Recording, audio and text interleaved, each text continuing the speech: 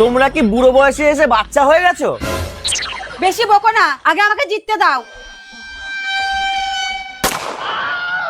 মাথায় লেগেছে, মাথায় লেগেছে, আমি জিতে গেছি, আমি জিতে গেছি। যা, এবার ছাদে থেকে শুকনো জামা কাপড়গুলো তুলে নিয়ে আয়। যাচ্ছি, কিন্তু আমি শুকনো গুলো তুলবো আর ভিজাগুলো তুই তুলবি। আরে খুব খিদে পেয়েছে, কিছু খাবার দাবার হবে না? হবে না, হাত পা ধুয়ে আসো, দিচ্ছি। যেই না রান্না করো তার জন্য আবার হাত পা ধুতে হবে? আরে তোমার রান্নার জন্য চামচই যথেষ্ট। তাহলে চলো, চামচ দিয়ে লেগ পিস গিলবা। মানে আর কি, চিকেন রান্না করেছি। কি বলছো?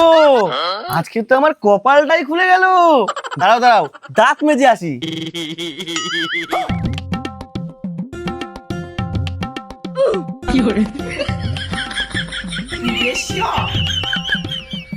এই নাও ভাত, আর কড়াইয়ের মধ্যে চিকেন আছে, নিয়ে নাও। আমি ছাদে থেকে ভিজা জামা কাপড়গুলো তুলে নিয়ে আসি।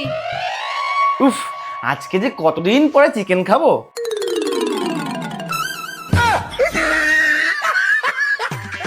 এই দিদি, তুই আজকে জিতে গিয়েও হেরে গেলি। কেন? কারণ সব জামা কাপড়গুলো ভিজা।